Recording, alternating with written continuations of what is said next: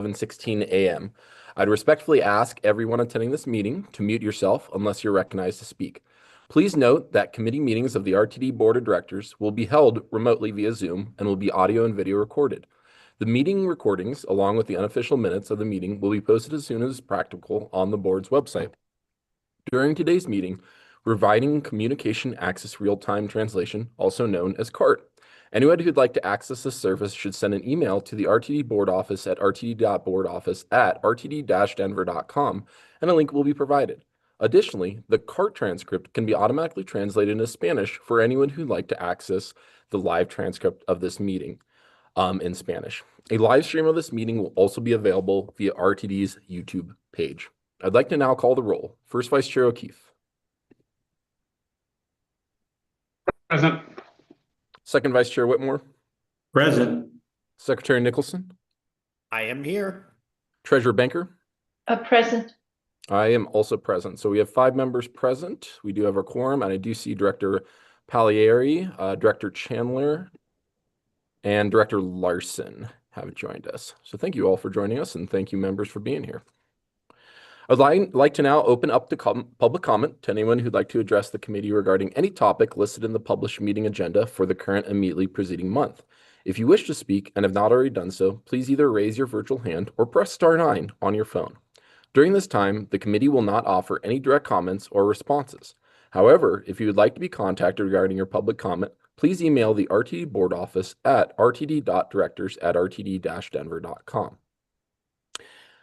Staff will unmute you when it's your turn to speak, and if you're dialed in, please press *6 to toggle your mute settings. Please bear in mind that by participating in this process, you are being recorded. If you do not wish to be recorded, then your comments will need to be submitted via writing. Comments can be submitted to the board office at the following email address. That's rtd.directors@rtd-denver.com. Speakers should begin their remarks by saying their names, and each speaker will have up to 3 minutes to speak. Do we have any speakers today, Mr. Kroll? Yes, at this time, Chair Bouquet, we have 2 speakers, and for the record, this is Jack Kroll, Board Office Executive Manager. The first speaker present is, I believe, Colorado State Representative Junie Joseph. All right, you are recognized. Good morning, dear members of the board and committee. Thank you for the opportunity to speak with you today. My name is Junie Joseph, and I serve in the Colorado House of Representatives, representing House District 10 and Boulder. As you know, I'm working on legislation with Director Nicholson to make it easier for low-income Coloradans to use public transit. I am very excited to collaborate with RTD on this effort and appreciate GM and CEO Johnson and her team for already taking the time to meet with me.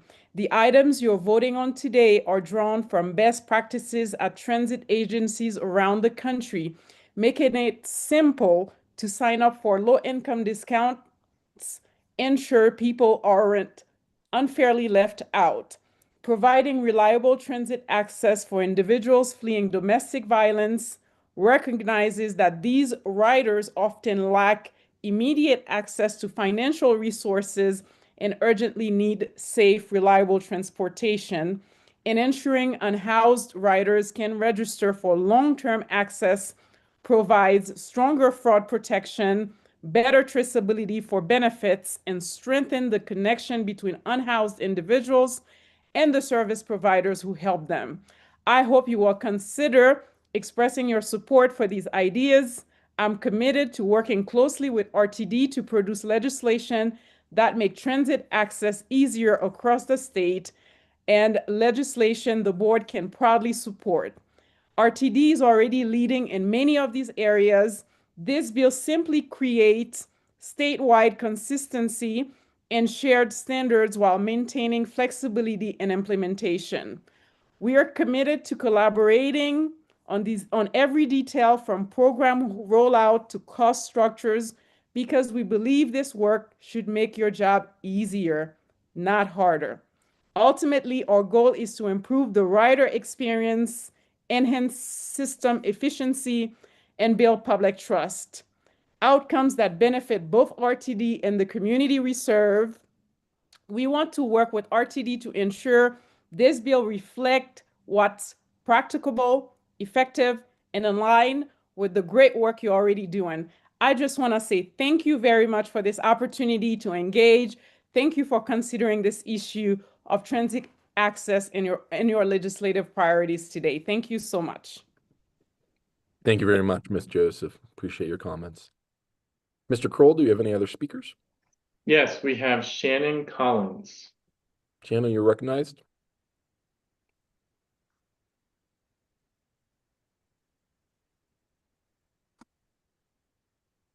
Hi, my name is Shannon Collins. Hi, my name is Shannon Collins, COO at Haven Ridge, which provides homeless services across Boulder County and the Denver metro area. Connecting with services is key for our clients to successfully exit homelessness.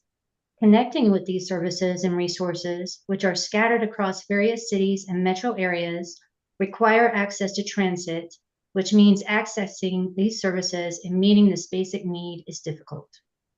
Organizations like ours that are focused on unhoused, shelter, and outreach areas are spending enormous amounts of money resourcing bus tickets for our clients so they can make their appointments. And at a time when we are all doing more with less, the time and money we are spending on RTD could be better used on things like additional case management, support, and shelter beds. Additionally, for folks who are unhoused and disconnected from services, they are disincentivized to begin connecting because of transportation barriers that are so significant. We would be so thankful if unhoused and low-income populations could simply access transit without jumping through hoops or pay money that they don't have. It would go a long way towards supporting the metro area's overall goals in regards to housing and homeless supports. Thank you for your time. Thank you, Ms. Collins. Mr. Kroll, any other speakers?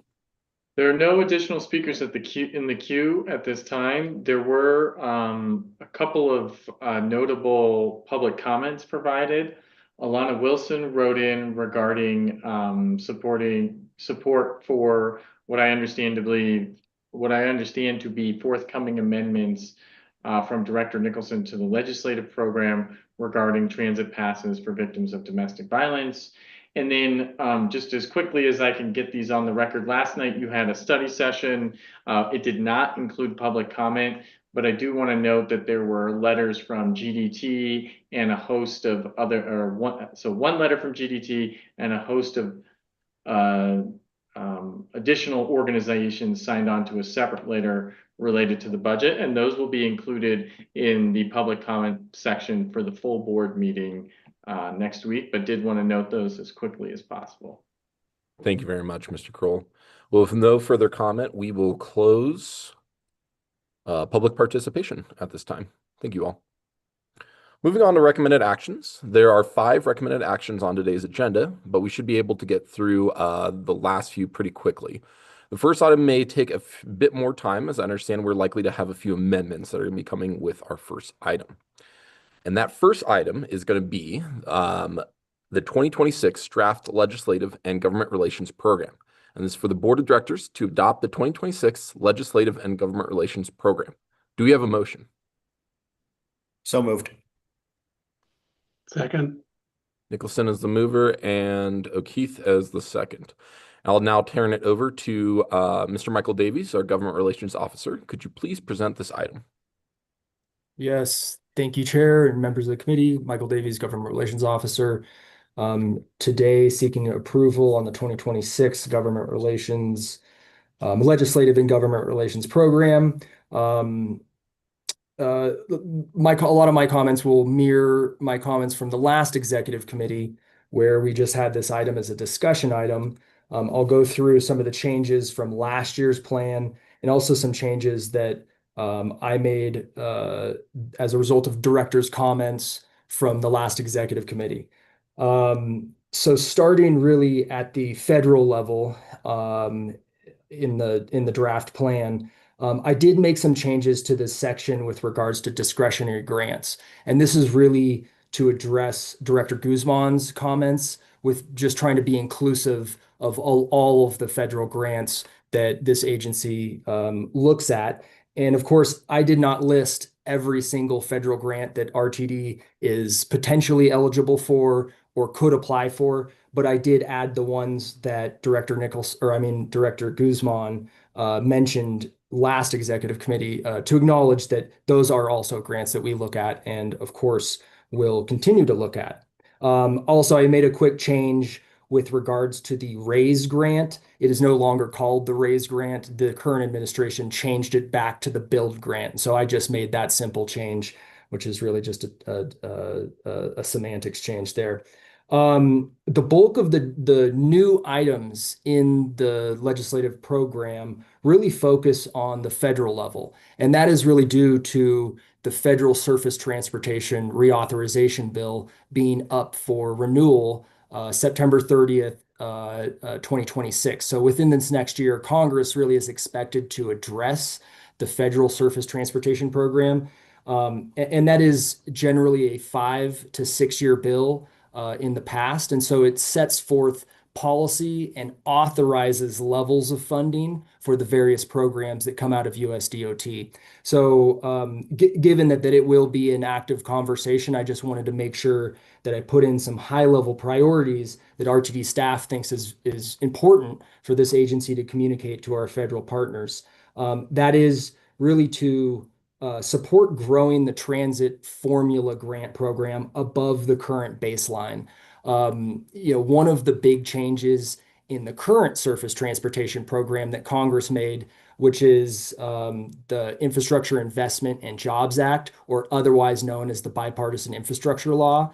One of the big policy changes was to make about a 30% increase in the formula program for federal discretionary grants. Unfortunately, at the exact same time that Congress authorized this increase in formula grants, we saw quite a bit of inflation in the same period of the current surface bill. So the inflation almost wiped out the entire increase that Congress made. So that is just to speak to that the formula grants are incredibly important to this agency. They fund state of good repair, they fund bus replacement, they fund overhead wire replacement.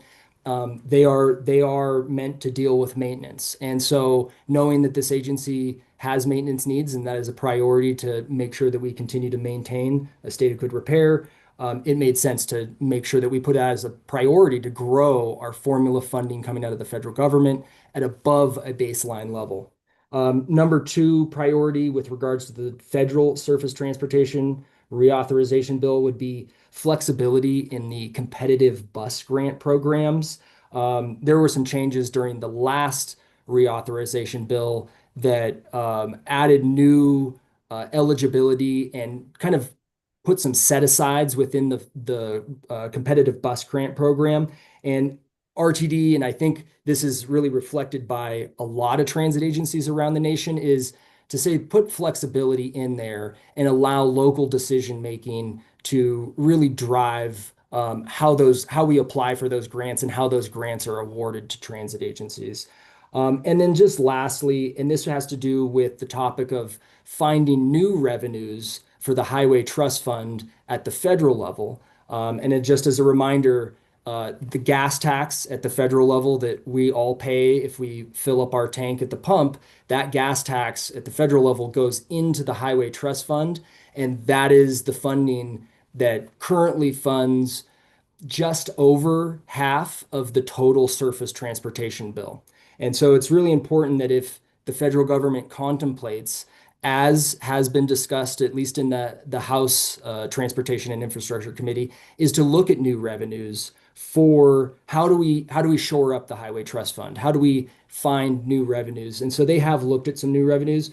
And the priority for RTD really is to state that if you are going to find new revenues at the federal level, make sure that that is split between the 80-20 traditional and history split of 80% going to your federal highway programs and 20% going to your federal transit programs. That has been the ratio that has been in play for quite some time at this point. And it's really important that we maintain that portion of funding that is dedicated to transit. With regards to other changes, they were simply deletions taken out of the state section. And as mentioned during the last the last executive committee meeting, those sections that I am recommending to be removed from the program are really items that we dealt with last year. One of them being seeking legislation to enhance penalties with regards to assaults on transit workers. The legislature did act. They moved the needle a little bit on that matter. That law just took effect about 2 months ago, and we'll track that very closely. And we'll track, of course, the assaults on our transit workers as we always do per federal regulations. And so having had that issue just addressed by the state legislature, we removed that and open to discuss that in the future, but really giving time for the legislature to see if that policy has any impact or not.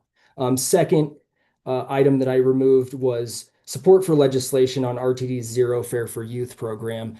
As many of you may know, the Zero Fare for Youth program was originally funded by the state, largely using COVID dollars that were one-time dollars to the state that they then translated into a grant that RTD could apply for. RTD did apply, won funding. That funding goes through to support the Zero Fare for Youth program through January 31st, 2026. After that, that funding in that grant program has really not been funded again at the state level. And as many of you know, the state has its own budget challenges, and it's just frankly not realistic that the state is going to be able to find any money. So just coming from a realistic perspective, we removed it from this legislative program as it's just very unlikely that the state is going to be able to fund this, or that there's any appetite from any legislators to find dollars at the state level to fund that program again. With that concludes my remarks and really and highlights all the changes that I incorporated into the draft 2026 legislative and government relations program. And I'll end there and happy to take any questions. Thank you. Thank you very much, Mr. Davies. Directors, questions or comments for our government relations officer? Yes, Secretary. So I have a question, and then I have a bill. I have some amendments. Question first. What do you say? Yeah, the question first. What would you say are our major priorities for the 26 legislative session for the state? Like what's your major priority for state legislation? Myself or Mr. Davies? For Mr. Davies, yeah, obviously. Mr. Davies. Yes, thank you for the question, Director Nicholson. So really the priorities are stated in the document itself. I'm happy to go through those just at a very high level. It is a priority for this agency to continue, and this is all language and items that have been in the previous year's legislative programs and have been approved by previous boards, including this previous board, as this language was in last year's program. But those priorities being partnering with the state of Colorado on oversight. This really started with the first accountability committee, working with the Office of the State Auditor, making sure that we're being a good and transparent partner to all state entities. So that's a priority. Priority 2 that's listed in there would be to protect RTD's ability to deliver transit services within board-approved budget. And that is simply to say that we would prefer that the state not hand us unfunded mandates. And if the state is going to hand us a new requirement, that they also provide some funding to go along with that new requirement. And the last one, and this really was added due to comments from previous boards, is to advocate for environmental stewardship through statewide rules and regulations. And a lot of this was part of the conversation around the bill that really mandated and directed the state to develop greenhouse gas rules and levels. And so that is simply to put that in there to say that RTD has a role in being a part of that conversation and being an advocate on behalf of the environment. Secretary. And that ends my remarks with regards to the state priorities that we put in there. Thank you, Mr. Davies. All right. All right, I'll come back to you, Director Nicholson, then in regards to, I know you have some amendments you'd like to offer. So Director O'Keefe, you're up next. Thank you, Mr. Chair. So given our discussion last night, I think it would be good if we could go back over the program and look at it for things that either potentially increase or decrease costs for the agency. I know some of them are more high-level statements, but if there's anything that we're implying support for and it has a cost, I think we need to understand that. And if we're arguing against something that will relieve us of cost, that would be also good to know. So maybe, Mr. Davies, if you go back, just look at the program and pull out the priorities, if you can do it right now, and just, cost, no cost. Almost everything has a cost, period. So are we asking for anything that could result in negative impact on budget? And are there things that we're asking for that would be positive on budget? Mr. Davies? Yes, thank you, Director O'Keefe, for the question. It's a great question. Speaking on the fly, looking at the priorities that we have listed in here, with regards to the state, everything that is in there has been kind of run through RTD's process, and yes, there are costs to potentially adhering to greenhouse gas rules. RTD did submit comment on that, so that's just for example. And could there be costs related to environmental regulations that the state hands down? Yes, there could be. And RTD, the point of putting that in the language that's currently in the program is to essentially make sure that the board understands that staff and the board are rowing in the same direction with regards to advocating and at least making sure that those costs are understood. And again, with the language that is in there that says protecting RTD's ability to deliver transit services within board-approved budget, the whole purpose of that is to essentially make sure that the board is comfortable with giving the staff direction to oppose things that do cost us money that then don't also provide some sort of revenue source to help that out. And so that is the purpose of that language. It's very high level. I would just simply say that the structure and how we've designed the government relations program and the process of how that is a living document with the board is that when new legislation is introduced, staff brings it back to the board and then says, these are the potential costs, these are the potential conflicts with implementation. And then it's really up to the board to say, okay, well, we understand the costs, but we still support that legislation and you have the ability to do that. And then staff will take action and advocate on behalf of that legislation, or vice versa, say, okay, the board opposes that legislation and staff will then take that action and file oppose. So it is designed to take legislation piece by piece and really to only address introduced legislation, because draft legislation changes many different times, and it's better for me in my job to have certainty and clarity, and having actual firm introduced legislation is one way to try to accomplish that. Okay, thank you, Mr. Chair. If I could just follow up for a second. I think this year in particular, we need to talk about costs in an aggregate and not individually. For instance, for us to adhere with greenhouse gas emissions requirements takes a marginal dollar that's a wonderfully laudable thing to be interested in.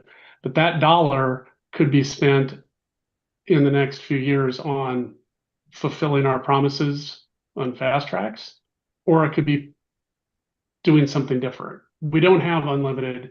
What we heard last night is there's not unlimited dollars. So I think we need to talk about if we have incremental dollars and we are doing something, some priority that the state legislature wants us to do, it may very well impact our ability to build Northwest Rail, for instance, or the Southwest Corridor extension, that you don't get a free discussion on every dollar individually. It is the same dollar. And I think we need to be very clear in our communication with the legislature that this year in particular, given our immediate budget issues, that if they're asking us to do something, it is at the expense of something else. You don't get a freebie. And I work for a legislative branch. I like to think I'm still an Article 1 person. That is an inconvenient thing that people at all levels of legislative bodies do. They want to spend the same dollar 30 different ways, and the executive branch, in this case us, has to make the choice in the end about the finite number of dollars and what priorities we can pursue. So I think we need to talk about costs in aggregate this year particularly, and not individually with legislation. So I'd encourage, when we get specifics of legislation, I totally hear you. Until there's a bill, you can't figure out what it is. But I think this year we need to invite them into our tent on choices with an incremental dollar. And you can't spend it 30 different ways if you've got $1. So that's my plea on our legislative program this year. Thank you, Director O'Keefe. Director Chandler. Thank you, Chair Bouquet, and I concur with Director O'Keefe. I would ask that if we get asked by the legislature to do something, we should ask them, are we a transit agency or XYZ? What are you asking us to do, and what is the scope of that? Because I think so oftentimes they want us to solve problems that are not necessarily ours to solve. And our mission is transit, and I want to be the most excellent transit agency that our city, our area, our districts have ever seen. And when we start to have to solve other problems that are not mandated by our mission and vision, I think then we end up becoming no different than any other agency that's spread too thin. And we don't deliver the excellent transit that we need. And I see that especially with a lot of the paratransit. We're not delivering the basic services to those that are in need first. So I concur. Thank you, Mr. O'Keefe, Director O'Keefe, for bringing that up. And I would absolutely ask that we push back and just say, what is the mission and vision of the RTD? And are we doing that excellently before we move on to other things that are outside of our scope? Thank you, Director Chandler. Director Nicholson. Yes. So I actually have a question for Mr. Davies. When it comes to legislation that is passed by the state that puts mandates upon RTD, if those mandates do not come with requisite funding, is RTD legally required to follow those mandates, or can they functionally treat them like a suggestion and ignore them if they want to? Mr. Davies? Yeah, thank you, Director Nicholson.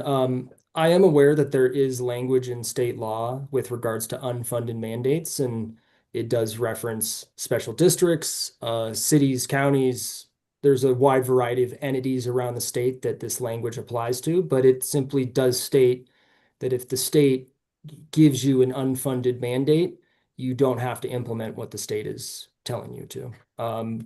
The actual implementation of that language and how RTD would interpret it on any given issue is probably a case-by-case basis, and I would refer to our general counsel.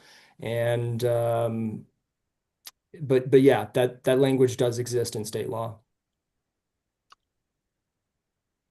Ms. Snyder, did you want to weigh in or?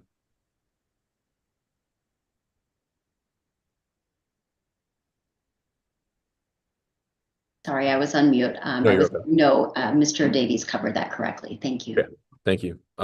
Secretary? Thank you. And before I introduce my amendments, I just wanted to clarify with with Director O'Keefe, with First Vice Chair O'Keefe. You raised some concerns about the financial impact of specific priorities. I was wondering if since we don't have any kind of financial impact estimates on those, do you think we should keep those in the document? Can I Director. respond, Mr. Chair? Yeah, I think as far as discussion about our program, refining our program, that it can stay in. But for instance, if we, I've talked to you about your ideas. I think they're actually, as far as money spent by us, not bad priorities at all. In fact, I might choose them over other ones. But since this session of the legislature is going to have an opinion on finishing Northwest Rail, that it is this or that. It's not both. And I hear what you're saying about unfunded mandates. They always forget that part when they tell us what we're doing and not doing. That I've yet to hear the legislature say, we meant to do this, but we didn't give any money, so you guys get a pass. They thunder and speak about RTD's failure to meet objectives, and they kind of leave out the part about no money. So I'm a little worried about us going into a legislature where they're talking about the future construct of the board and our whether or not we survive financially as an agency, without forcing that discussion this time and deferring it for a future more academic discussion about whether or not there's money. Yep. Director? All right, I appreciate that, Mr. First Vice Chair. I have an amendment, as many of you have alluded to, if that is allowed, to add 3 items to the document that has been presented by Mr. Davies. Should I read them off and then we can do the amendment? Yeah. Okay, so these are 3 items to add to the state section. The first one says, and I should say I give permission to Mr. Davies to reformat these to fit within whatever the formatting of the document is, because I know they've got a couple sections and whatever, but I trust him to put these in the right way. First one is RTD supports the passage of legislation which reduces friction in accessing low-income discount programs for public transit. The second item is RTD supports the passage of legislation which ensures reliable access to transit for individuals fleeing domestic violence. And the third one is RTD supports the passage of legislation which facilitates transit security by ensuring unhoused riders are registered with local transit agencies in order to receive fare-free long-term transit access. Okay. Do we have a second? I'll second, certainly for discussion, I'll second for discussion at a minimum. Okay. Any for discussion? What do we have for Secretary Nicholson's amendments? Go ahead, Director Banker. I'll call on Director Banker. Thank you, though. Treasurer Banker. Sorry. Thank you. I think this is certainly worthy for discussion, but as I've already mentioned to you, Director Nicholson, my concern, I know there's a dollar concern, but my biggest concern is that some of the things that have been raised, we can already do. We don't need state legislation to tell us to do it. And so it just seems like over the past 2 years, I know the state legislature has been not happy with RTD, and they've put a lot of Christmas tree items in these bills. And I understand why they're doing it. My concern, though, is we have the power to do these things already. and I think we should talk about it because there's certainly good things to do. I would hesitate to go forward though and support a legislative bill then that mandates us to do it. Again, if the legislature wanted to give us a pot of money to do it, that would probably change my mind. I suppose I could be bought, but that would be my concern, that we can do it now. We could do it next week at our board meeting if that was the desire of the board. So my 2 cents worth. Thanks. Thank you, Treasurer. Director Chandler? Thank you again, Director Bouquet. I totally agree with Director Banker. Are we empowering government or are we empowering the board of RTD? If we already have the power to do these things, we don't need the state legislature to weigh in. And in fact, when you ask them to weigh in or give them ideas in how to weigh in, they tend to be even more prescriptive and they tend to be more mandating. So I too would say, hey, these are great ideas, Director Nicholson. If anybody on the board has an idea, they can absolutely put it forth. We do not need no legislation to do these things. So thank you for the suggestion. However, I just don't think it's appropriate. Right. Director Pagliari? Thank you, Director. Thank you. Just stepping in to say I do support this. I think it is great. And whether it comes from preferably this amendment or the board or legislative, I think specifically the thing that I support the most is the access to people fleeing domestic violence. It's crucially important for people to be able to get back on their feet and feel safe doing so. And our system is a very safe way for them to do that. But yeah, I hope that you support. Thanks. Thank you, Director Pagliari. First Vice Chair O'Keefe?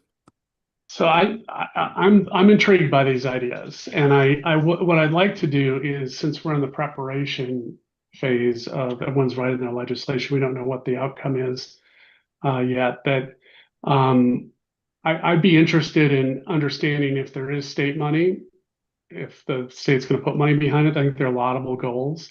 They may be things that we could or couldn't do given our current budget situation, but if it got money with it, then it would make it more likely. Obviously, we could do it.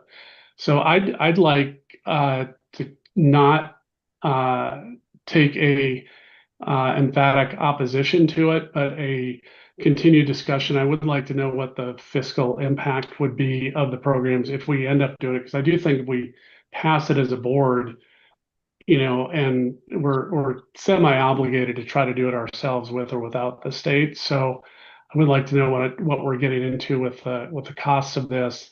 Unfortunately, I think the state doesn't have money. They are a year away from some Medicaid impacts that are going to make last year's budget reduction look simple for them. So their access to funds is limited in about a year.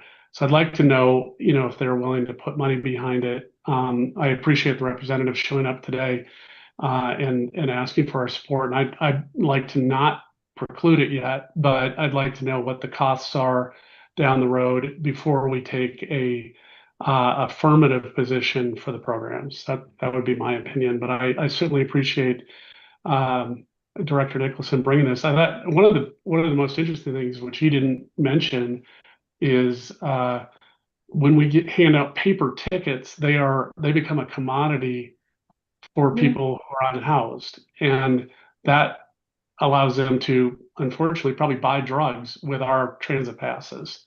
They monetize them and turn them into something else. So, at a minimum, I think we should be exploring getting away from handing people a commoditized money when every human service agency says do not, under any circumstance, give people cash on the streets.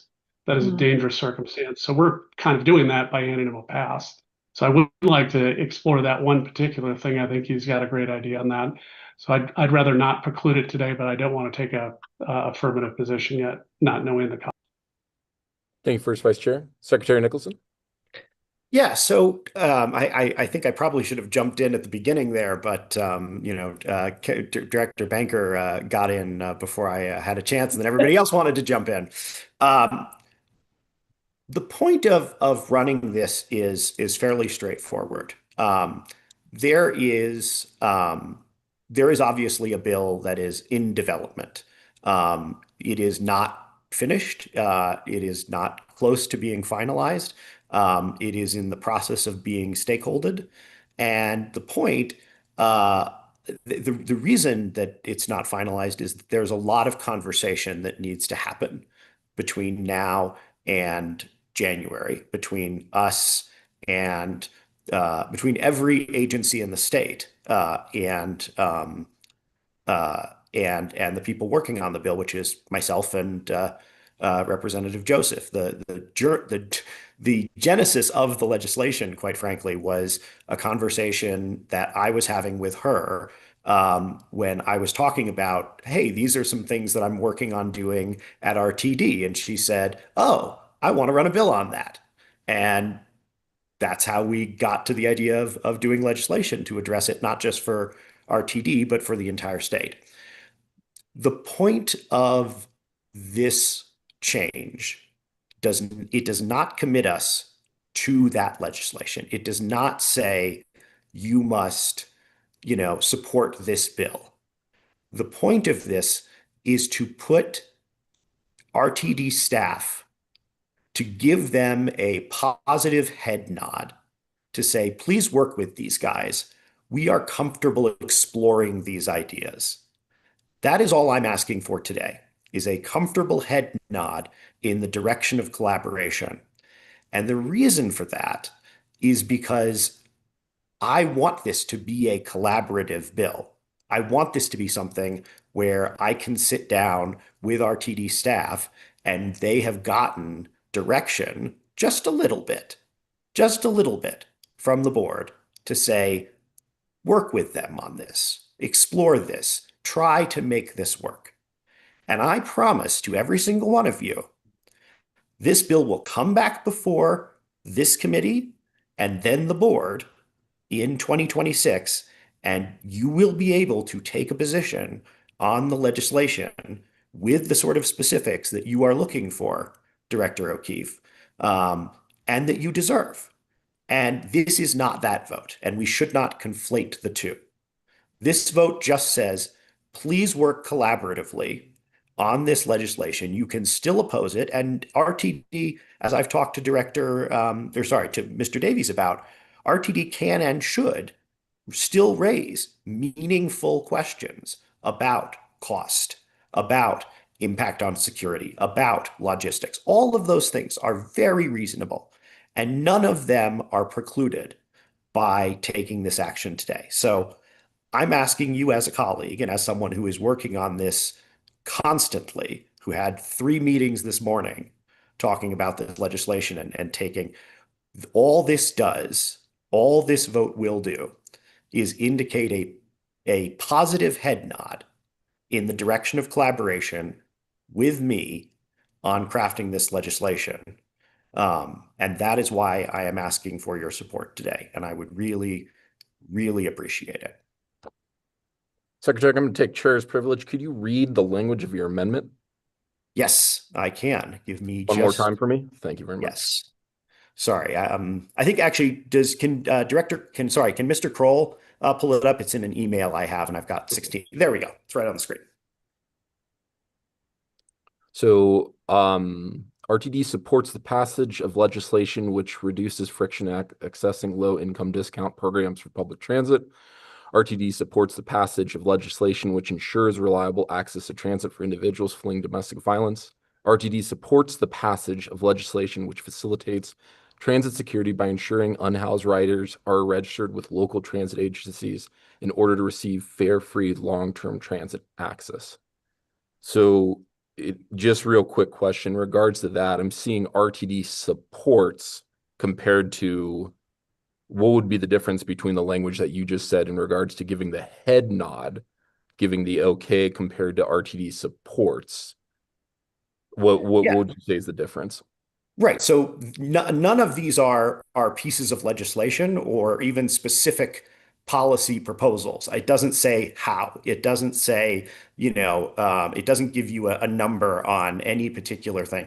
It is designed to express, oh, here's a bill that does those things. Hey, we should sit down with this person and see what we can do to be collaborative on it. It says we are interested in being helpful. That's really all it's suggesting here, because you can support the passage of these things, but have issues with said legislation.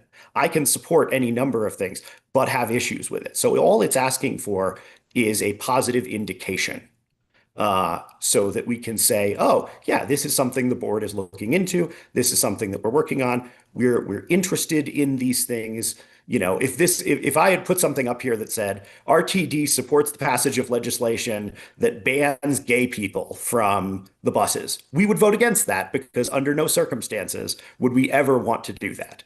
This goes in the opposite direction and indicates a set of values that we have, while not taking a position necessarily on the specifics of the implementation of that legislation. It's simply saying we are comfortable considering something like this, and we're willing to let our staff collaborate on legislation that considers something like this. It does not commit us, and at any point when, if Michael Davies gets it and it's like, wow, this would mean we would lose all our revenue or something like that, they can say, you know what, that's not, that's too much, you know what I mean? So this doesn't commit staff to anything at the end of the day. It is just a value statement that is designed to give some semblance of direction on how they should feel about legislation with this in it. That is how I wrote it. That is the intention of it.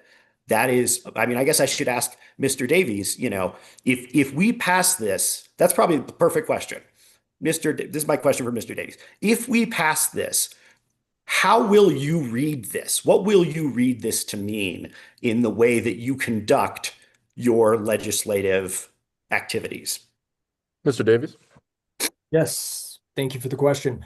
I read it as pretty plain language. One, these statements are very, very broad and high level, but it would simply be that if legislation is introduced that touches on these topics, that RTD would communicate that exactly the language as it said, well, RTD's board has taken a position to say this, and simply pass on this exact language and sentiment and this discussion in anything that we are asked as staff.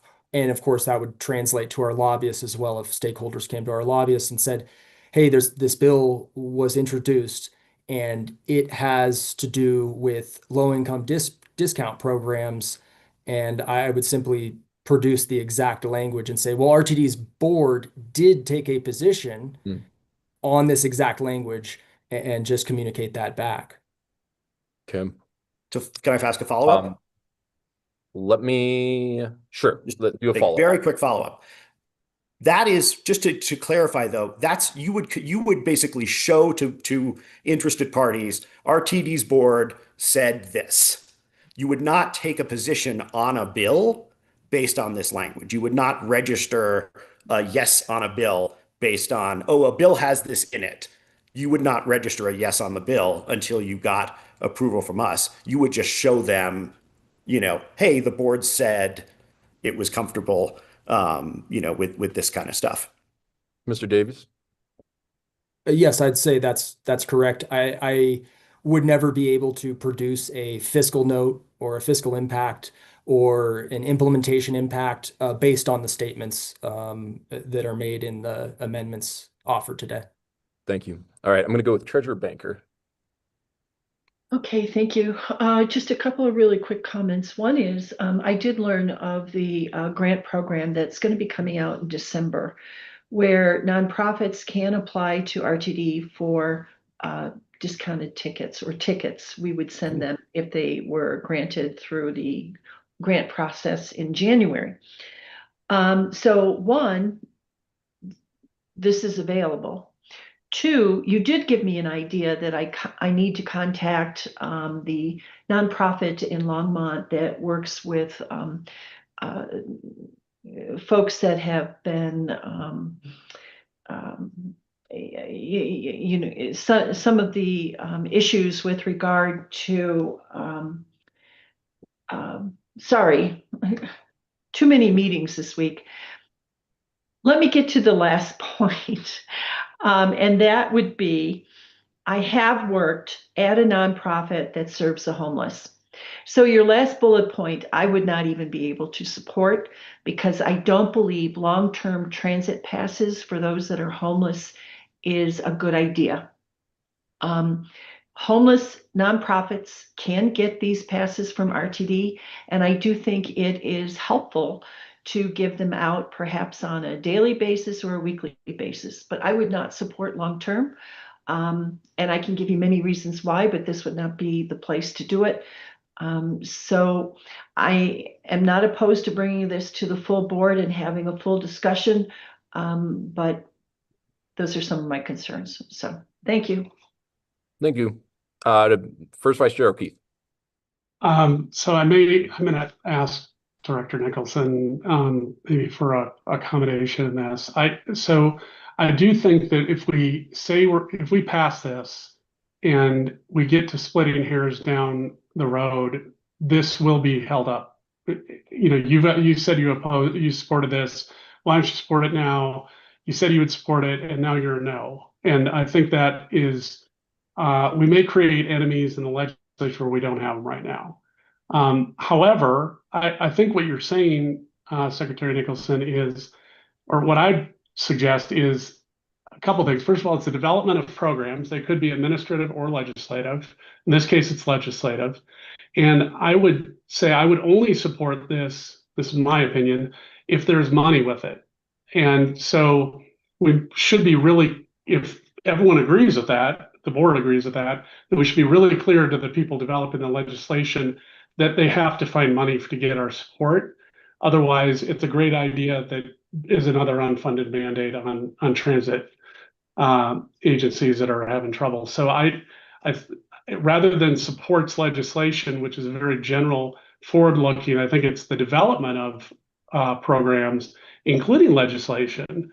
And I think we need to say that in each one of these instances, that if the state passes it, that it should put money with it and not expect agencies to fund the well-intentioned programs on their own when they have funding issue, when they have their own budget issues. So that would be my, if you want to think about that, Secretary Nicholson, that's kind of what I think would still give you license to go say there's an interest, but also there are some very specific things, including money as the first and top priority.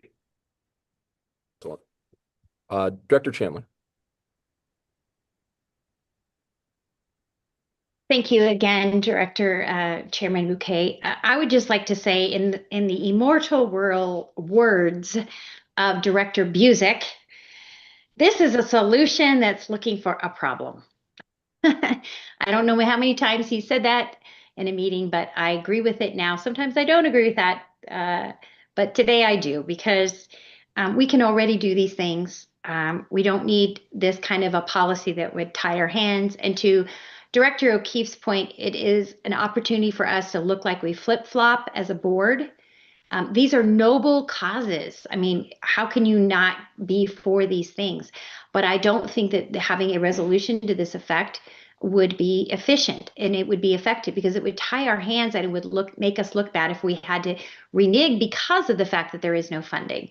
So I would ask that we just do these as they come up, and we work with the state legislature. That's what Mr. Davies does for a living. That's what he is our liaison, and that as these organically come up, we can absolutely deal with them. I mean, it sounds like Director Nicholson, you have great relationships with those in the state legislature as it is. So, you know, do we need this as a resolution from our board? I do not believe so. So I would say that, you know, thank you for bringing this solution to a problem that really is not existing right now. So thanks. Thank you. Second Vice Chair Whitmore. I largely agree with the much more eloquent first Vice Chair on his opinions. I kind of follow along there. I think the sticking point for me, Director Nicholson, is the word support. I think it's, in my opinion, a little too broad-based, even though we're not talking about specifics, but it could be construed that way. And I think it could set us up for some other issues. So maybe some different wording or the financial aspect brought into the wording, like Director O'Keefe had mentioned, would be helpful. So that's all of my comments for now, Mr. Chair. Thank you. Thank you, Second Vice Chair. Secretary Nicholson. Yeah, so I am more than willing to make the changes that Mr.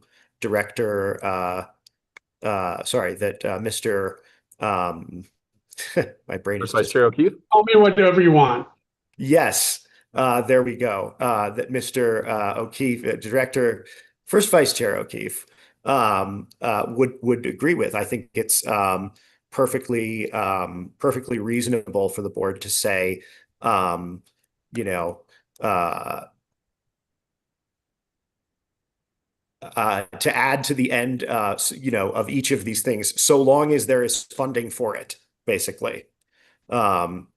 So to say RTD supports, so long as it's so, you know, what actually, I guess this would be a question for Mr.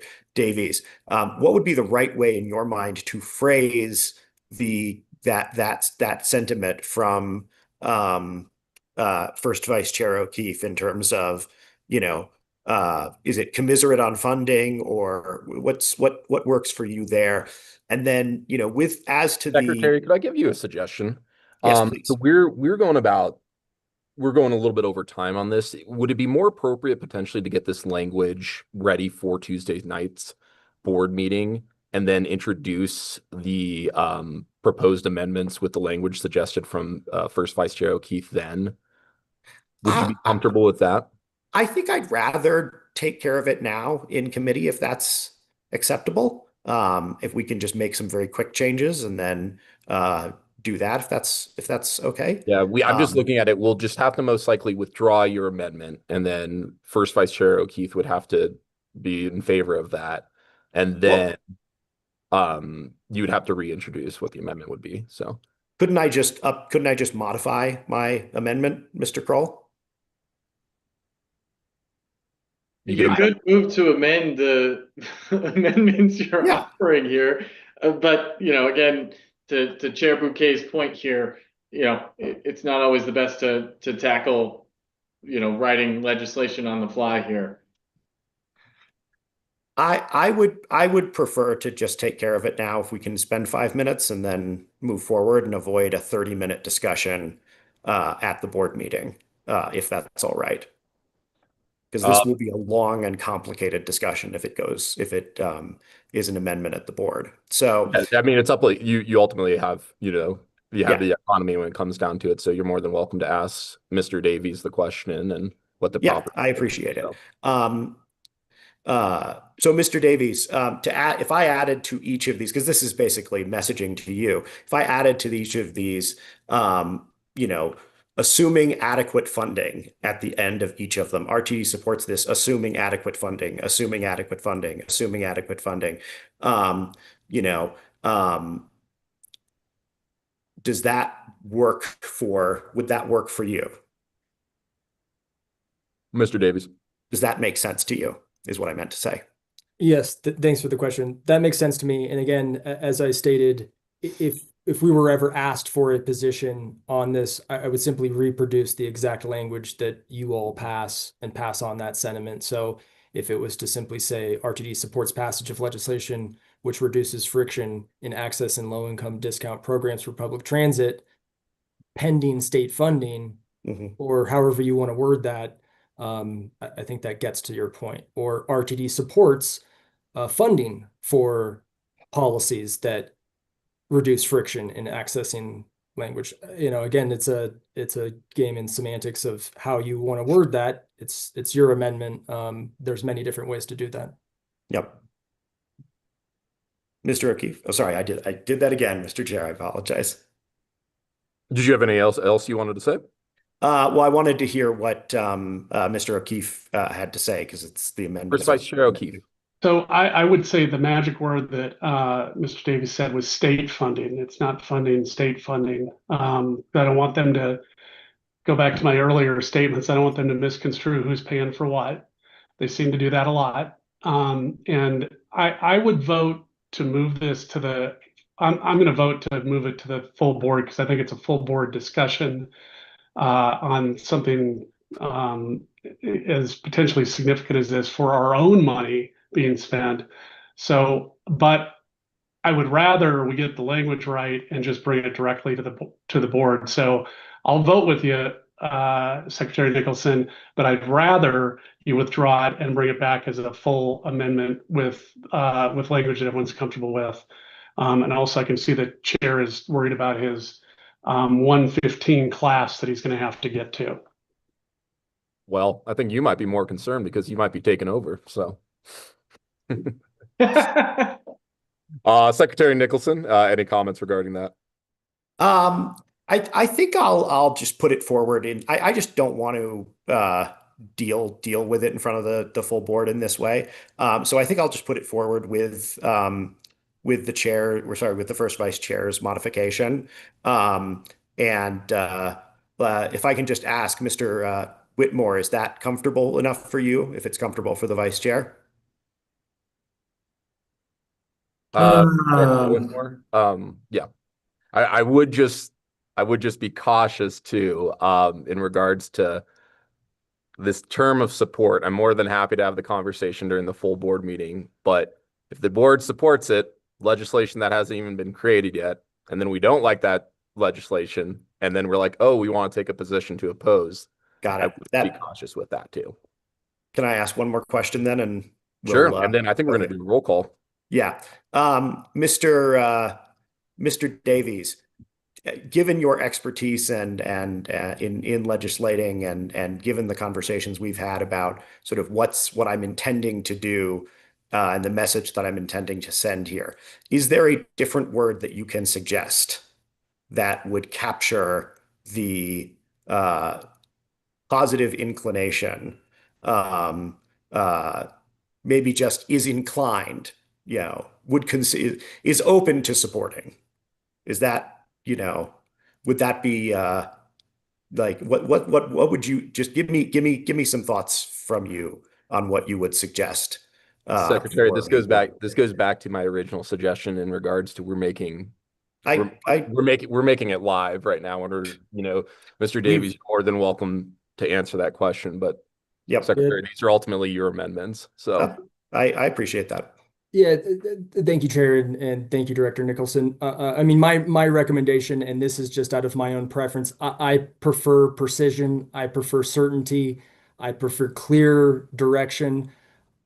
My recommendation is to wait till legislation is drafted, introduced, and brought to the board to take a position on, and that is just the cleanest and clearest way for the board to take positions on legislation. Okay. All right. We're going to go to a roll call vote. I'm going to withdraw my amendment. Okay. Mr. Director O'Keefe, are you all right with that? Sure thing. All right. Amendment has been withdrawn. All right. So we are now going to be voting in regards to the board adopting the 2026 Legislative and Government Relations Program. Any further discussion on the actual main motion? Okay. Are there any no votes on this recommended action? Okay. It'll pass 5-0. Thank you all for a healthy discussion. All right, moving on, we're going to be going to our next recommended action item, and that is going to be the director expense allocation reductions for the fiscal year of 2026.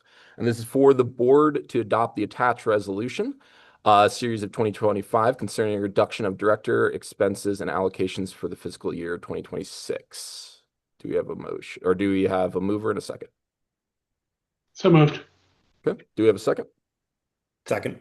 All right. We got O'Keefe as the mover and Nicholson as the second. All right. Is there okay. Do we have, Mr. Kroll, do you have anything that you would like to add in regards to this? Sure. So following on the board's history in 2021 and 2022, recent history, this proposal aligns with similar behaviors the board has taken in previous years with respect to the budget for directors' expense allocations. And so in each of those years and in prior years, when the agency was facing uncertain budgetary environments, the board acted proactively to reduce their expense allocations. And so the proposal that is here is largely a follow-on from what was presented as a concept during the board office budget conversation last month. It would effectively reduce director spending by about $4,000, or excuse me, I should be more mindful of how I said that. It would reduce budgeted allocations for directors by about $4,000. And so that's an important thing to note here. One of the big pieces of feedback we received when this item was presented in a conceptual format at the September meeting was that directors wanted to maintain the flexibility, and the flexibility already exists. So directors wanted flexibility to kind of choose how they spent these allocations, whether it was on travel or local. And to be very clear here, the policy that you all have already enacted allows directors to move funds from between those two allocations at any time. So while it's initially budgeted that, under current terms, $6,000 for travel, $4,000 for local, a director can actually move money between those two accounts. And so what this proposal does is it effectively reduces proactively the budget for travel by $3,000 and the budget for local expenses by $1,000. But the effect on a director's budget is only a $4,000 net decrease to the allocated available funds, and a director could choose to move monies between those as they perform their official functions on behalf of RTD throughout the next fiscal year. And the final thing I'll note here is that the resolution does provide space that if directors wanted to restore funding at some point in 2026 to these allocations, they could, provided the agency's financial income warrants doing so. I always say this, there's also one final thing that I would say is if you look at the resolutions from previous years, they went much further than what this one is going forward to say, and they actually removed travel spending altogether, which was a much more significant reduction than what is being proposed here. And with that, I'm happy to take any questions. Thank you very much, Mr. Kroll. Treasurer Banker. A number of comments on this. First of all, I do think $4,000 is too deep a cut. It's not that I'm planning on necessarily using it just because I've been on the board I'm going on to my 10th year. So the other thing is I think we're making it more complicated than it needs to be. I would much prefer just straight, pick a percent. Are we going to cut our budget 10%, 15%, maybe 20%? We're getting so complicated in terms of, we've got this sub-budget and this sub-budget. I mean, think of it this way. We are about to vote on a $1.2 billion budget for RTD. And if we can't manage our own $12,000 expense budget, then I don't think we should be voting on the $1.2 billion RTD budget. I leave it up to the directors to decide how to spend the expense budget. Give us the flexibility. Don't make it complicated. We're trying to send a message to folks, basically, right? We're trying to send a message that, yes, we understand that things are really tight and we're going to take our share of the cut. And so whatever percent we decide on, I'm fine with. But I do not like, let's cut $2,000 here, $1,000 there, $3,000 there. The message needs to be sent that we're going to reduce our budget just like everybody else at RTD is going to reduce their budget. So I would vote no on this. So my 2 cents. Treasurer, thank you for your comments. Can I clarify real quick? Are you referring to the overall board office budget taking a reduction? No, I'm talking about the individual reimbursement. Am I already speaking? No, we're supposed to be talking about the expense allocation reductions, correct? So I'm talking about the $12,000 that we have for our expense allocation.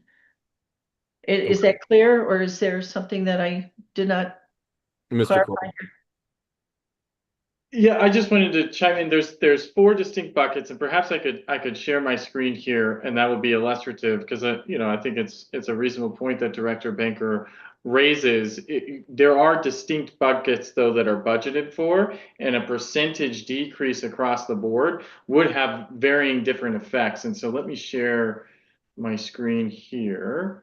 So the proposal, as it currently stands, is to reduce travel from an annual director max of 6,000 to reduce local from 4,000 to 3,000, and to reduce conference registration fees from 1,800 to 1,000. Now, the one component that has not been addressed by this resolution, but I was asked to pull some information on, is directors each receive $140, up to $140 per month reimbursement for internet and phone expenses. And you can see here that comes to a total of $1,680 per year with that allocation. So if there is a sort of universal reduction in reimbursable expenses or allocations, we would just need some clarity as to whether that is applying to these accounts or is also inclusive of the internet and phone account as well.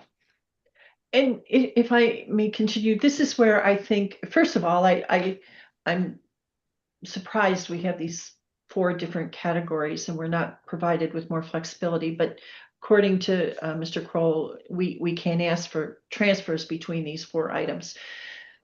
I just think, again, we're cutting this expense budget for each director to participate in the cuts that the agency is starting to go through. I don't think we need to be this detailed, and I give us the flexibility to decide how we want to take our own reductions. So there you go. Thank you. Appreciate your comments. Secretary Nicholson. Yes, I have a question, and then I'll have an amendment after Director Whitmore goes. Mr. Kroll, I asked you this over email.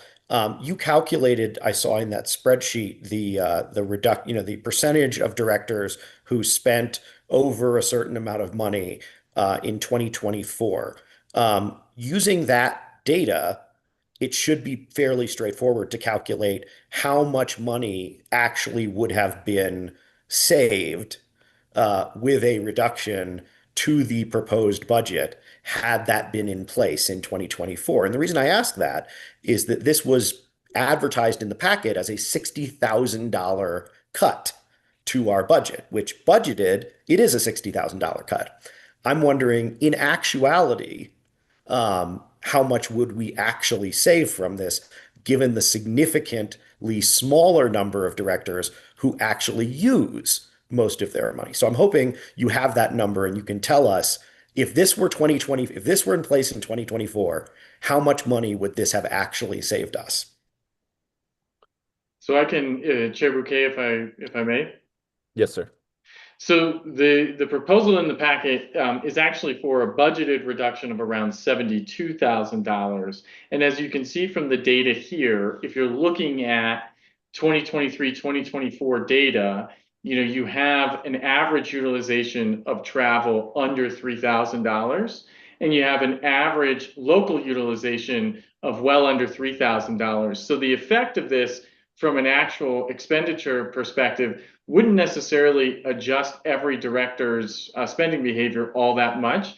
I'm hesitant to project what the impact would be on this group of directors, because the previous group of directors from which this data was pulled from is effectively half different. 7 out of the 15 board members have changed over, and the spending habits for each individual board member vary widely. Every director takes a different approach to how they view these funds and how they choose to access these funds. And I'm no I don't have a crystal ball, so I don't know how each of you would intend to use these funds moving forward. Another important caveat with respect to the 2023 and 2024 expenses is that the board was just coming out of 3 years of very restrictive expense allocations in 2021 and 2022. And additionally, especially in 2023, the board didn't actually return to in-person meetings until I think sometime in the spring that year. It was just before I started here. And so there could have even been some hesitation from directors on whether to travel or engage in in-person events, given that that was still widely seen as the tail end of the pandemic. So to extrapolate out from this data, any reasonable conclusions as to, how this board would choose to engage with its spending opportunities is I think really tough, to say the least. Okay. I'm happy to let the other directors go and then make my amendment. Well, thank you for your graciousness. Second Vice Chair Whitmore. Yes, thank you very much. We have director goals for education, and I get a little concerned about the conference registration reduction, especially when we know we're going to have a lot of new directors after the next election. So that one gives me a little pause for concern, but I do appreciate the work that's been into it, and I'm fully supportive of voting for this proposal. I think it makes sense and sends the right message in tough times like this. I do know during COVID there were months, maybe a year and a half, or maybe up to 2 years, where most directors had no expenses turned in just to lead by example. So a bit of a reduction now, I think, is only appropriate. I appreciate Mr. Kroll's work on this matter, and I'm a yes vote. Thank you. Thank you, Second Vice Chair. Dr. Pagliari. Thank you. I am a no. If I could vote on this, I am actually quite personally offended by this. I see this as more of an attack on the freedom of speech of my district and their representatives. When our constituents elect elected officials, they expect us to be able to have the budget to learn and best represent the district that we come from. And I really feel like this will limit the education, the conferences, and potentially the travel and even the commuting to and from the in-person meetings. I really think that director spending is quite personal and dependent on the director, and this will also negatively impact directors who live farther away, like Director Benker and Director Chandler, who may choose to reimburse themselves traveling to and from our meetings because our district is gigantic. But also, I think, this means it's really not meaningful. This is just some pomp and circumstance. If last year majority of directors, we know how much we didn't spend, that money still goes back to the district. So anything that we choose personally not to spend still goes back to the district. So artificially tying our hands, and we don't know what is yet to come. We don't know what conferences are coming to Denver. We may want to host conferences. I just find it's hard to have our constituents ask us to be a world-class transit agency when we don't have the education budget to go do that and learn. And additionally, a lot of us are asking right now that we should be paid fairly for our time that's spent at RTD. Myself, I work between around at least 40 hours a month, if not way more, on this part-time job. And I find it a little bit hypocritical that we are then, saying we want to be paid for our time, yet we're also not going to allow ourselves to have the funding that we need to actually, run the community events, reach out to our constituents, and be active in our communities. So I really ask that please vote no on this. This is a terrible idea, and it really ultimately is up to the director and doesn't mean too much in terms of the budget. And final thing, this is $1 billion budget. It's not even worth this group's time to talk about this. Thank you. Thank you. Secretary Nicholson. Thank you. So rather than running an amendment, I'm going to make a statement and then to respect your time, Mr. Chair, because I think the amendment would take 15, 20 minutes of discussion. I think that this is I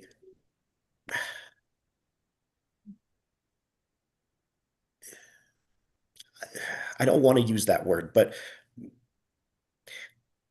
I think that this is for show. If you look at the numbers that are being proposed, a handful of directors, and yeah, I'm one of them because I actually do travel and take advantage of things and go do events and all of the things, will lose a few $1,000s in their budget. So we'll take one less conference. We personally will not be hit at all. I will not lose any money in my pocket as a result of this reduction. Most directors will not take any hit at all in their budget. But we're asking all of our staff, we're voting on a budget to cut the pay, not cut the pay, but to not give any increases in wages to all of our non-represented staff. And then pretending like this is the equivalent or even a good show of faith to those people. It's not. It's not remotely the same thing. You know, it's like having their budget for staplers cut in their department. And that's not the same thing as losing money to pay your bills. So I'm not going to offer it right now because I think that the debate should happen at the board. But on Tuesday, I will be offering an amendment to suspend for 1 year our reimbursements for internet and phone, which, as Mr. Kroll put together, would come to about $20,000 of actual money that we would lose out of our own pockets. And I think if we want to lead by example and we want to take this kind of thing seriously and show respect for our employees, we do it that way rather than saying, oh, we'll take one less conference trip. And I'm sorry, you don't get to buy your kids, Christmas presents this year because we didn't give you the necessary cost of living adjustment. So I'm not going to do that now, but just putting it out there for everybody. And feel free if you have questions or comments to get in touch with me over the weekend, and we can have that conversation at the board meeting on Tuesday. Treasurer Banker.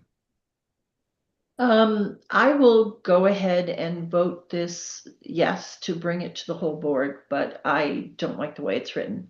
So I too will make an amendment at the board meeting to simply cut 10% across the board. If it fails, it fails. I think we need to show that we're willing to take a cut. But as Director Pagliari has said, we put in a lot of time. And a lot of the folks get a lot of value from travel. I don't want to give that up to the other directors. It's their decision, not ours. They should have their decision as to how they're going to spend the budget that has been given them. If we take a small cut, we're not cutting anybody else's salary. We're not cutting anything else. But it shows that we're willing to give up, perhaps it's one trip for some. But quite frankly, if you want to make a cut, Director Nicholson, to cause us pain, I'm a no vote. Because I do have probably the longest trip to Denver than anybody else. And if you want to cut my travel allowance, I think that's not right. So thank you. All right, Secretary, less than a minute. And I would recommend we bring this just to the full board as a discussion. I'm actually going to make a motion. I would move to gut and amend the proposed motion to instead put in place a 10% cut on each director's budget for each category that they have. So 10% off each budget that we have on each category that we have in the budget. Mr. Kroll, you understand what I'm asking for there? I do. So Is there a second? I'll second. Yep. Try to make it easy. Okay, I think we've exhausted discussion, but we will vote on this amendment itself. I'll do a roll call vote. First, Vice Chair O'Keefe on the amendment. Yes. Okay. Second Vice Chair Whitmore. No. Director Banker, Yes. Secretary Nicholson. Yes. I'm a no, but it will pass as the amendment will pass, and now we're back to the main motion. So this would be just a 10% reduction in every category for us. Okay, voting on the main motion now. First Vice Chair O'Keefe. Yes. Second Vice Chair Whitmore. Yes. Treasurer Banker. Yes. Secretary Nicholson. Yes. I'm no, but it passes. 4-2-1. Good. Moving on to our next discussion. That is going to be our third action item under consideration, and that's the Citizen Advisory Committee appointments and reappointments. And that is for the Board of Directors to make the following appointments and reappointments to the Citizen Advisory Committees. So that is the appointment of Janina Calderon Ferguson, 3-year term commencing January 1st, 2026 and ending December 31st, 2028. Justin Sazo, 3-year term commencing January 1st, 2026 and ending December 31st, 2028. Christopher Zivalich, 3-year term commencing January 1st, 2026 and ending December 31st, 2028. Marcy Lundy, a 2-year term commencing January 1st, 2026 and ending December 31st, 2028. The reappointments of Bryn Grunwald, 3-year term commencing January 1st, 2026 and ending December 31st, 2028. And then finally, Eric Smith, 3-year term commencing January 1st, 2026 and ending December 31st, 2028. Do we have a motion? So moved. Do we have a second? Second. Okay. Whitmore, second. Okay. Thank you. Mr. Kroll, Board Office Executive Manager, would you please present this item?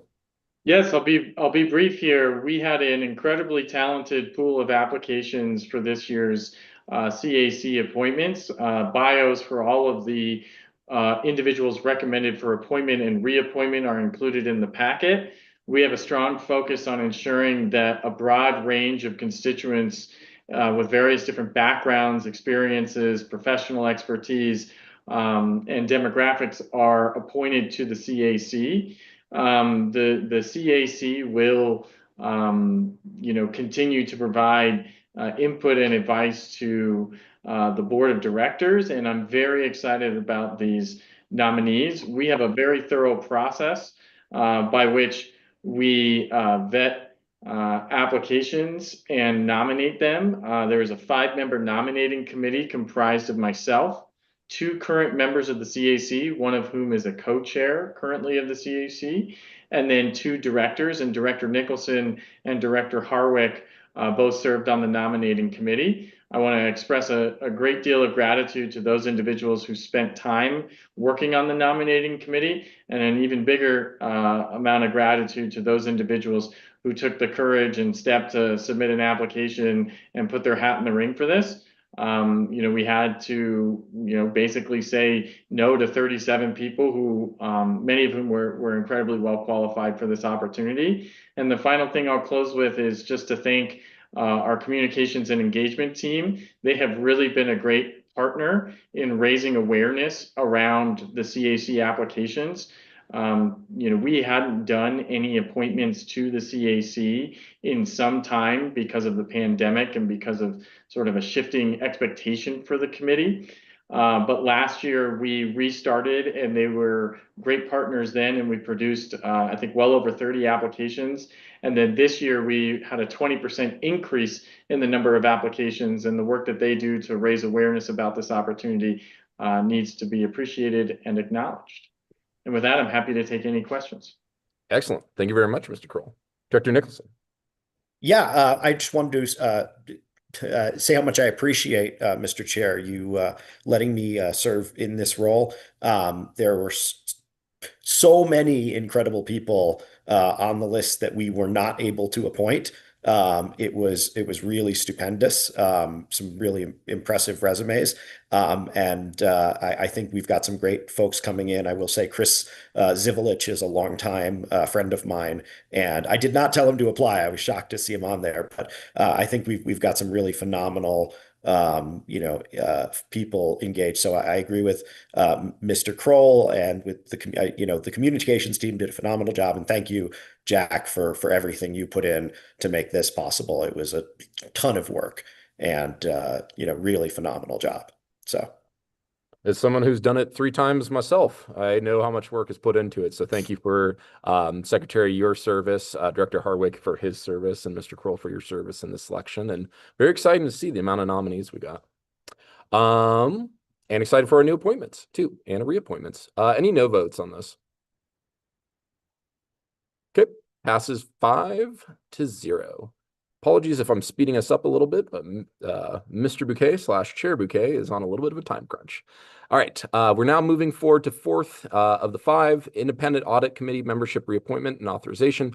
This is for the Board of Directors to take the following actions related to a membership on the Independent Audit Committee. Reappoint external member Jim Brendel to a 3-year term commencing January 1st, 2026 and expiring December 31st, 2028, and authorize former Director Catlin to remain on the committee through the expiration of her Audit Committee term, which will be December 31st, 2025. Do we have a motion? So moved. Awesome. I'll second. Whitmore is the mover. Bouquet is the second. Mr. Kroll or Ms. Mackey, would you like to present this item?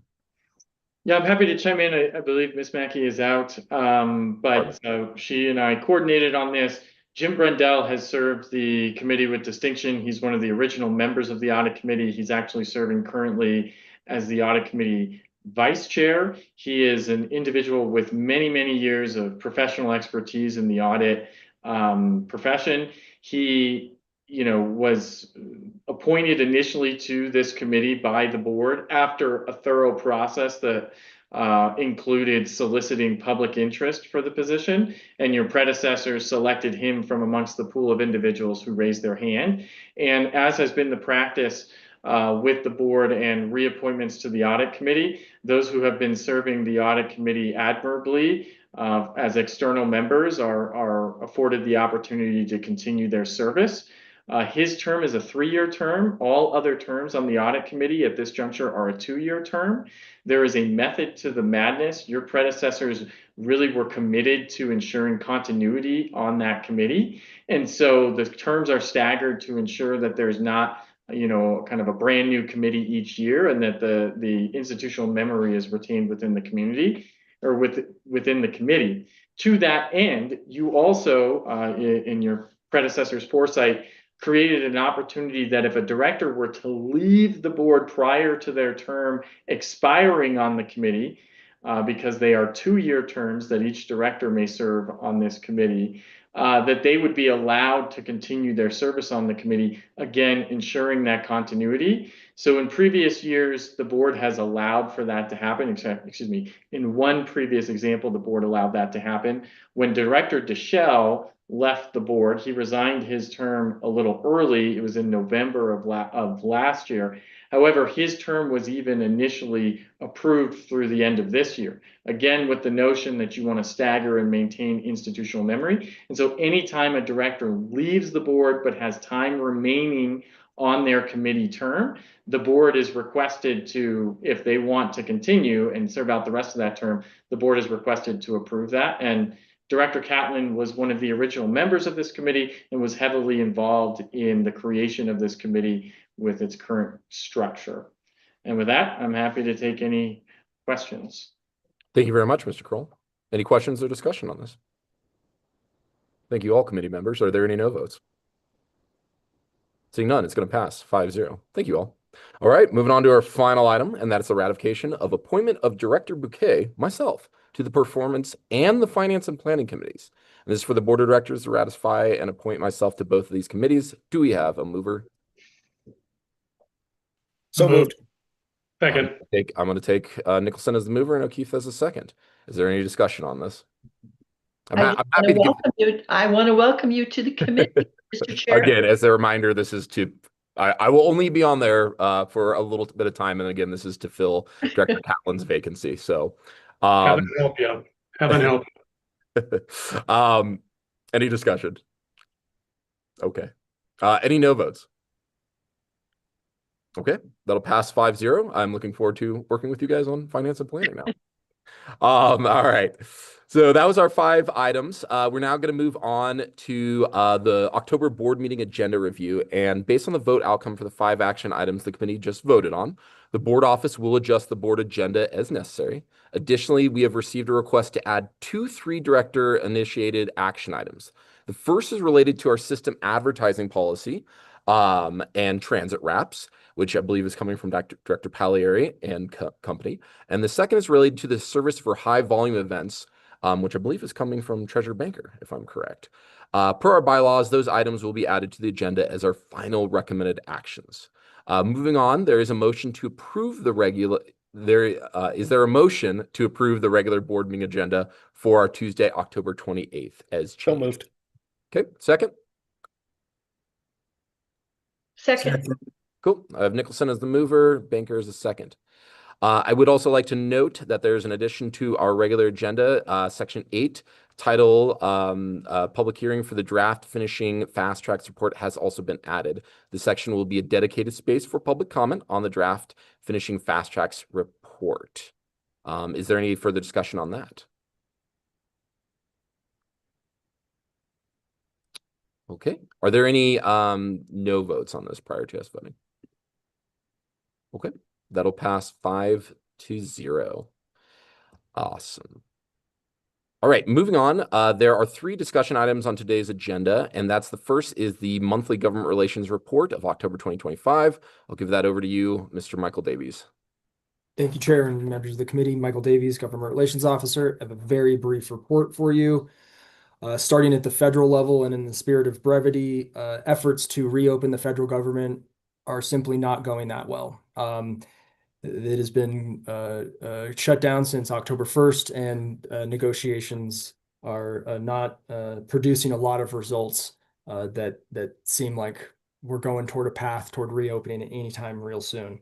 Moving to state, well, I should also add just on as a point of clarification and reminder to the board, RTD staff will communicate to the board if we experience or see any impacts to RTD funding as a result of the government shutdown. We have not seen any of those yet. Moving to the state level, the Transportation Legislation Review Committee, which is the interim committee of House and Senate members, met on Tuesday, October 21st. RTD did present the unfinished Fast Tracks plan to the committee. RTD was statutorily required by SB 25-161 to present that report to the committee, and so with that report, fulfilled that statutory commitment. Quickly moving to state grant funding, the Clean Transit Enterprise has been working since the passage of SB 24-230. That bill imposed fees on oil and gas production, and those fees then are funneled to the Clean Transit Enterprise to put out in the form of grants for agencies to use. They've been working to stand up those grant programs since the passage. The one and only grant program that they've stood up so far is the Transit Operation Cash Fund, which is a formula program. They did put out a notice of funding. This was a previous discussion with the board during the Finance Committee hearing, but RTD did apply for funding through that, roughly about $9 million. That $9 million was a level decided on by the Clean Transit Enterprise. RTD was limited to 25% of the funding statewide of that Transit Operations Cash Fund grant. There is no statutory language that directed the CTE to limit RTD to 25%. So just want to make sure the board is clear that the CTE made that decision on their own to limit RTD to 25% of the funding. The CTE also, just for the board's awareness on the process for them to implement this grant, the CTE board hasn't actually set the fee on oil and gas production yet. They are slated to do so at this month's CTE meeting, which is sometime next week. So we still don't know what the actual fee is. Once it is set, That then sets in motion a process for the Department of Revenue to collect that fee from oil and gas producers, and then turn around and transfer that cash to the enterprise, the Clean Transit Enterprise, who then turns around and awards grants to agencies on a reimbursable basis. So we'll continue to work with the CTE closely. We'll continue to monitor CTE board meetings closely, and make sure the board is aware of any decisions or actions taken by the CTE board. Moving on to the local level, RTD continues to actively engage with local municipalities. On October 15th, RTD's general manager and CEO, along with staff, and Director Guzman also attended that meeting, presented before the Denver City Council Transportation and Infrastructure Committee.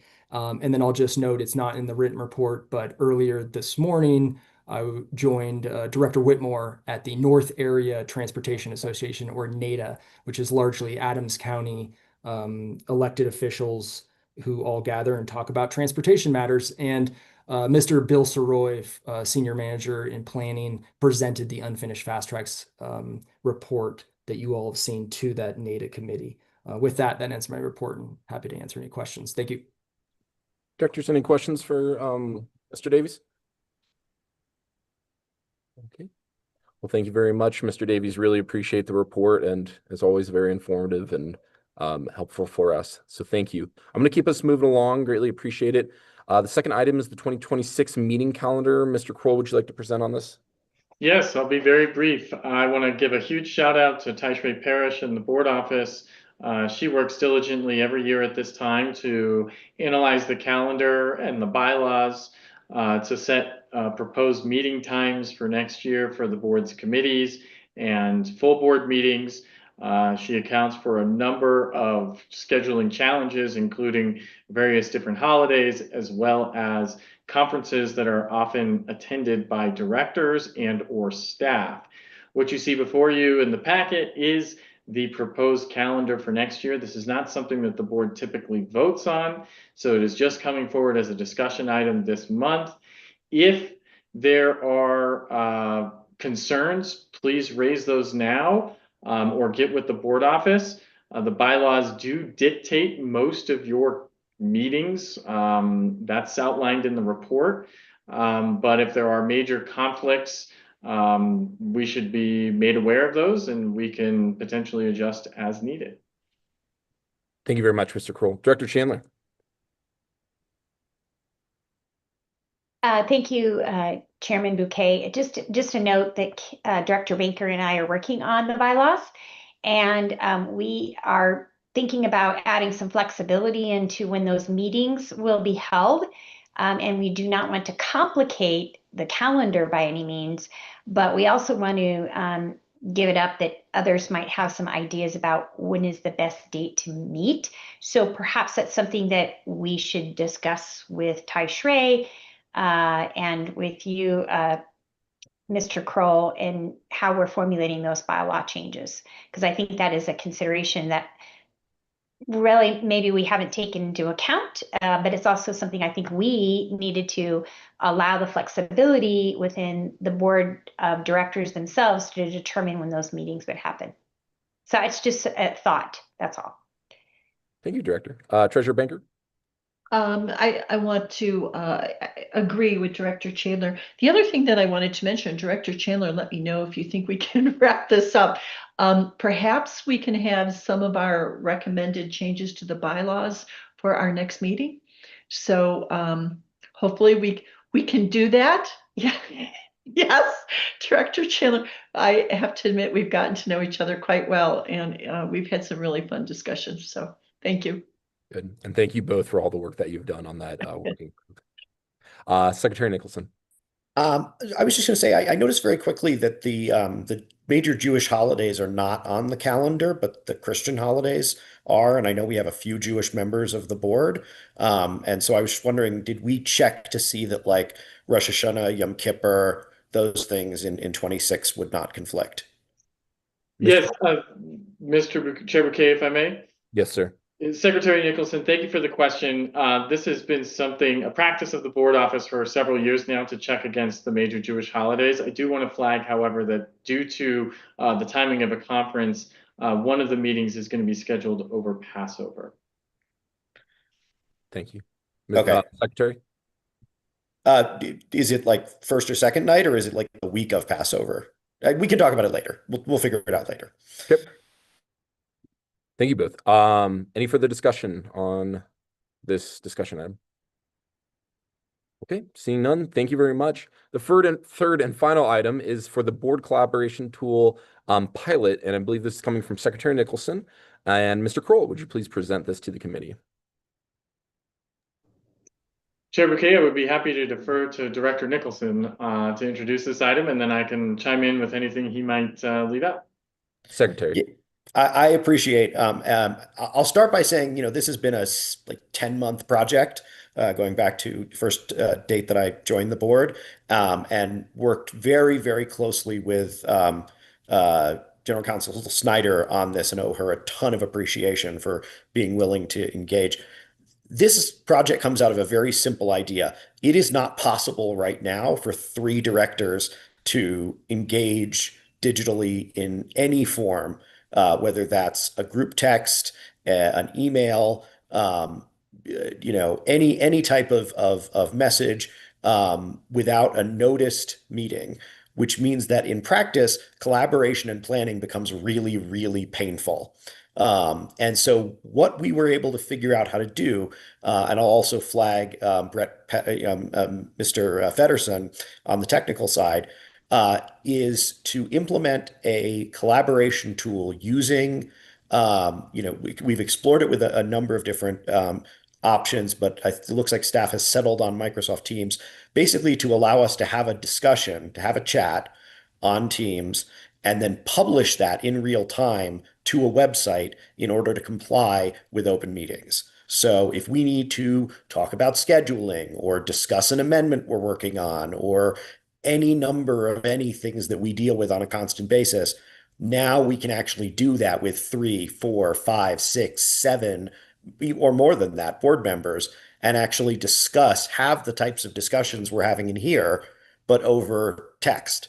And not necessarily and asynchronously, so over a matter of a number of days. I think it'll be a game changer in planning and in dealing with a number of issues that we address. The goal, I think, here is to put together one particular topic that staff will come up with for us to sort of test it out with next year, and have a collaboration, have a discussion among directors, and then hopefully deploy it to more and more opportunities, so that we can address the open meetings issues without and do the sorts of discussions we have on here, but not necessarily in a public meeting. So I'm very excited about that. Jack, did I miss anything? I think the big things that I would highlight is, this is going to come back if you all provide some consensus support next month as a proposed recommended action on a very narrow topic to be piloted in the early part of 2026. And, the hope is that, directors engage with that pilot if it's something you all want to do fulsomely, and that if it's successful, then additional topics would be identified by the executive committee for these conversations. I can't stress enough that if the pilot moves forward, it has to be upon the directors to ensure that you're maintaining compliance with the notice topic. And so the topic that would be noticed for discussion could be, I'm just going to pick something, a forthcoming service change. The topic within the discussion within that space needs to stay confined to what is noticed and should not fray from the notice topic. In that regard, it's just like a public meeting too. So you can't take back things that you might type out into the conversation. So there will be no capacity to delete or edit. You might clarify, certainly, but it's effectively you are speaking live to the public in an asynchronous manner. And the board office's role in this will simply be to notice it and to set up the initial space for you all to access. but there is not going to be ongoing monitoring of this or engagement with the directors from staff on this. And that is partly designed because, we need to see if this pilot program works, and if it's something that's valuable to the board over time, it may evolve. But initially, this is not going to be something that staff are heavily engaged with. It's a space for you all to come together and discuss. And it's up to you to use the tool wisely if you move forward with it, and up to you all to set the specific topic for discussion. Thank you very much, Mr. Kroll, and my apologies for this. So 2 things I'll bring up, and then I'm actually about ready to give it over to First Vice Chair O'Keefe. 2 things I'd bring up is, one, how accessible this is going to be for the public to know and how they can actually view what it is would be just my main concern. And my second one is the big thing on the emphasis of being a pilot, and for this board to reevaluate this tool and have this as some kind of discussion and to authorize if we're going to go forward with it on a later date. But exciting times, so really looking forward to it. This will be the last thing I'll be doing as chair for this meeting, and that is calling on Director Chandler. I got to go teach the future of America. Have a lovely rest of your meeting. First Vice Chair O'Keefe, you're taking over from here. Thank you. Thanks, Director Bouquet. Have a good class. I have a question. So that means we have to be really good spellers? Just saying. Just saying. Okay. I think Teams actually has a spell check built in. Okay. So I'm just saying, because yeah. I'm not a very good speller. But are there any other agencies that are using any kind of technology like this? Anybody else, even around the United States? I mean, is this an innovative thing that we're doing? I just want to, not that we shouldn't go forward with something that's very brand new, and how exciting to be on the cutting edge of this kind of technology, but I'm just wondering if there's anything we can compare it to. Mr. Kroll or Mr. Nicholson? I can come on this one, since I worked on this for a very long time. So the answer is there is actually, where the idea for this came from Boulder, where they have what's known as the hotline, which is an email-based system where basically it's an email list. So you can email it, and then any email that gets sent to it gets sent out to anybody on that email list. So members of the public will subscribe to that list. The problem is staff there, they haven't actually decided that that was compliant with COML. So they don't have discussions on it, it turns out, because of how it works over email. So this was basically me saying, oh, that's an interesting idea.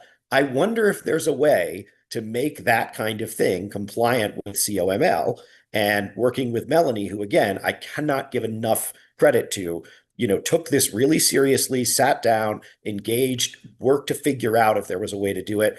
Was able to sort of turn that into something where we could have a COML compliant. There may be other in other states. I looked around pretty hard to see if there was anybody else in the state of Colorado, and as far as I can tell, there isn't.